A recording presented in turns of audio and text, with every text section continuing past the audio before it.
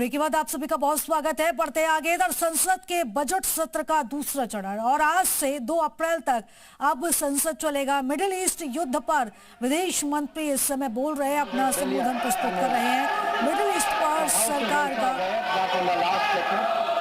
There has been significant investment from the region into the Indian economy. Therefore, serious supply chain disruptions and climate of instability that we perceive are serious issues. Furthermore, this includes attacks on merchant shipping, where Indian nationals often constitute a large proportion of the crews. We are saddened in such incidents. I know that the House joins me in condemning the attacks.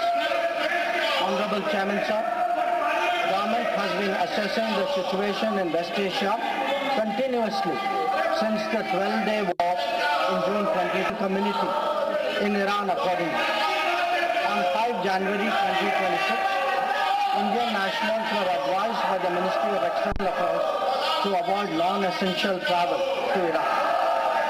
Those already resident there were urged to register with the embassy, exercise due caution, and monitor the embassy website and social media handles.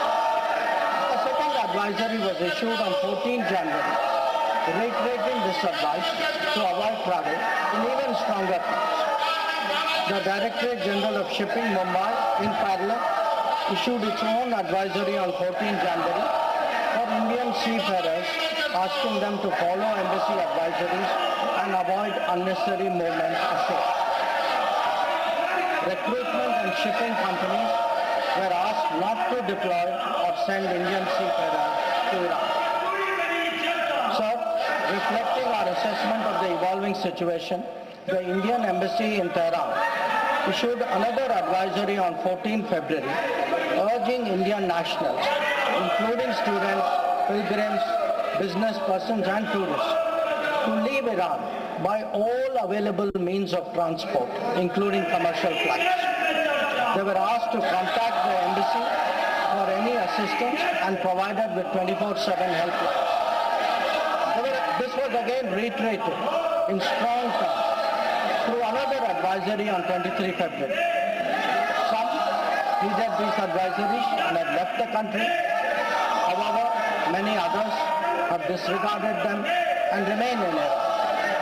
We are also in touch with our fishermen who operate out of Iran.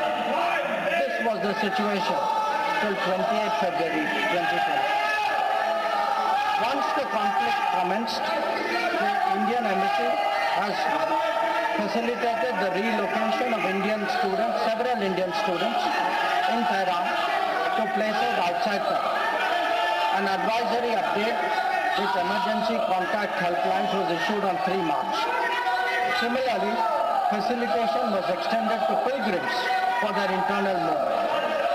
Indian nationals who were in Iran for business reasons were assisted to cross over to Armenia and return home. The embassy in Tehran remains fully operational, in fact on the highest alert.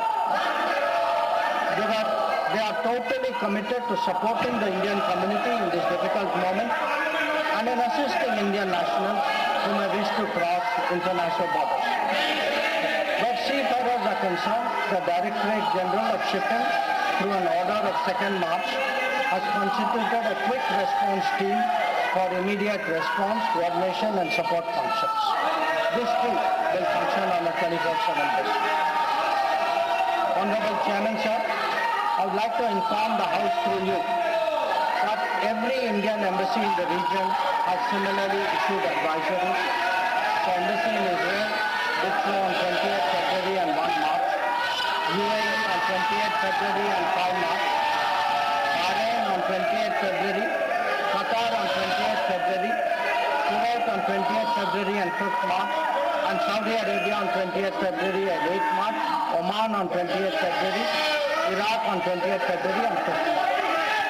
MEA has set up a dedicated special control room to monitor the situation and respond to queries from let him complete his statement. Let him complete his statement. You are not allowing him to make the statement. That is not correct. Gargaji, that is not correct. I allowed you to speak. Let him complete the statement. I will come back to you. Let him complete the statement. Please. The MES latest update on this was issued on 7th of March. Honorable Chairman, sir, our diplomats have also worked hard to assist stranded transit passengers in hubs like Dubai, Doha and Abu Dhabi.